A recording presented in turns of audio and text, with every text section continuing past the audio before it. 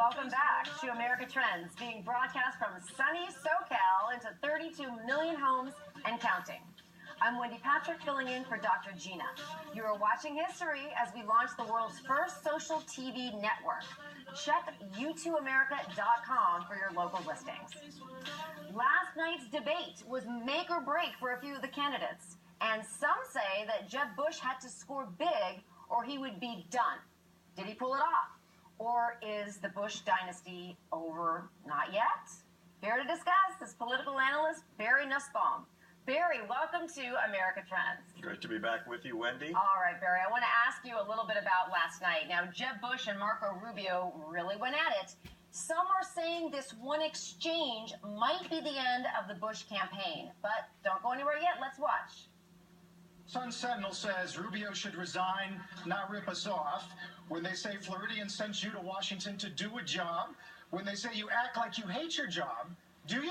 Yeah, let me say, I read that editorial today with a great amusement.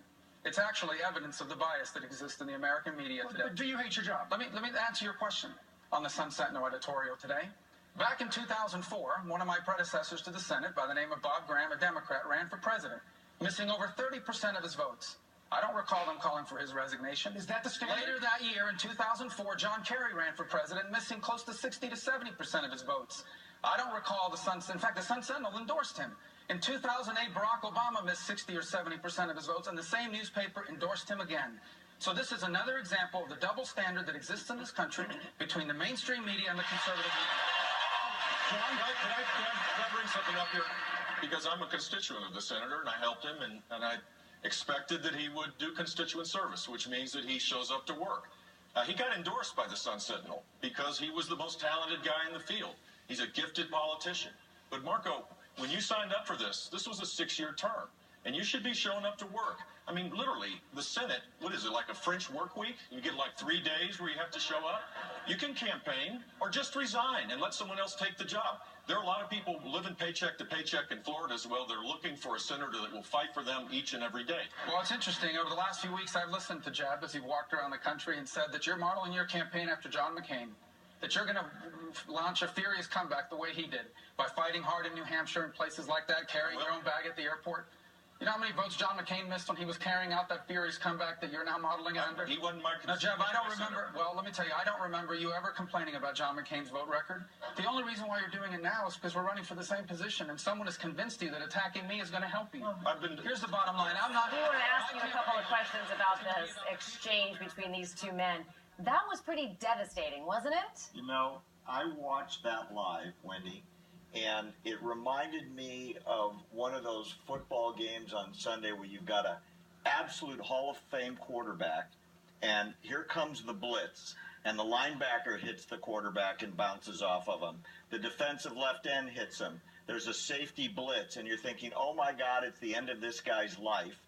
And then the end breaks loose. It's a 70-yard pass to win the game.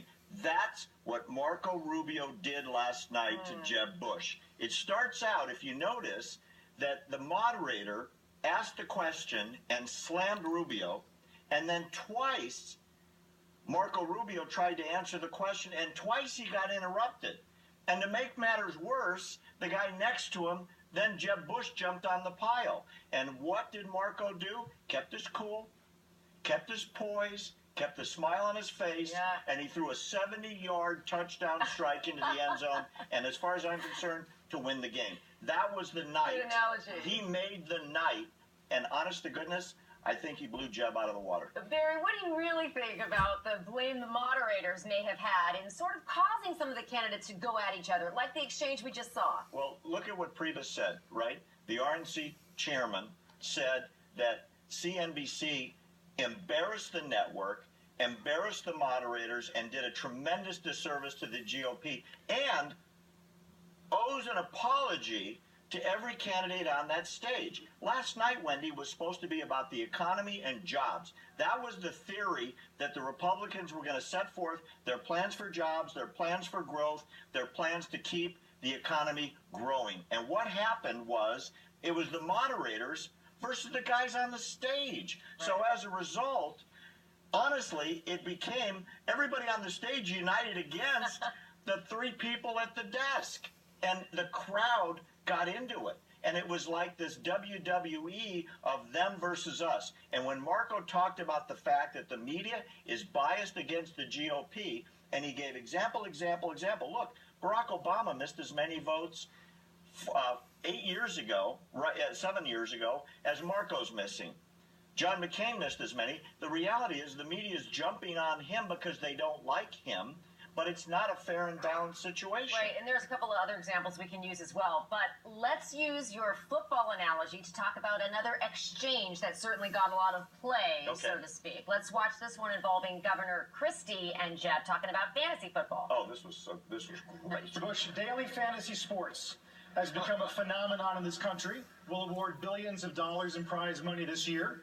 But to play, you have to assess your odds, put money at risk, wait for an outcome that's out of your control. Isn't that the definition of gambling, and should the federal government treat it as such? Well, first of all, I'm 7-0 in my fantasy football league. I had a feeling you were going to brag about that. Gronkowski is still going strong. I have Ryan Tannehill, Marco, as my quarterback. He was 18 for 19 last week. So I'm doing great, but we're not gambling. And I think this has become something that needs to be looked at in terms of regulation. Effectively, it's day trading without any regulation at all.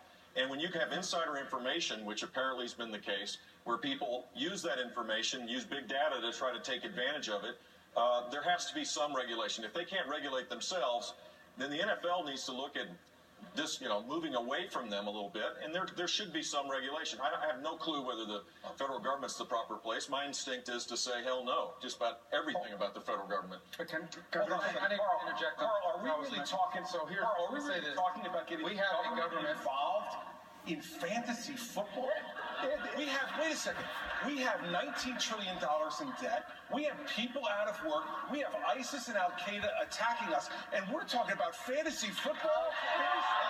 So we've gotten the flavor of this. What is it about talking about sports that loosens everybody up? You notice that everybody starts to smile? This is another example of the discourse going away from the agreed upon topics. These were pre-negotiated, Wendy. This was the dumb question of the night. And Christie crushed this. He said, look, there are all these problems. The world's falling apart. ISIS and Al Qaeda, these are serious survival questions for the United States, and they're taking up national time talking about fantasy football.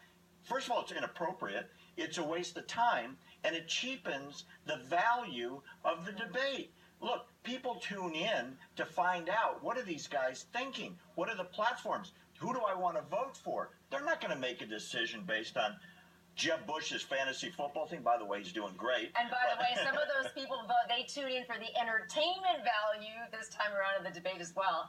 Let me just ask you one just to wrap it up here. A poll on Tuesday by CBS News and the New York Times showed Ben Carson in front of Trump by 4 points. Right. The media called it the beginning of the end for Trump.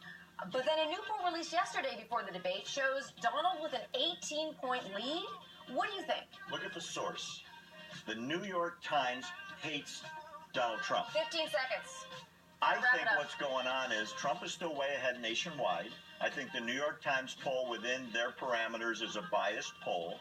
I do think, however, as I've been saying for a long time in my writings, We're going to leave it there. has to...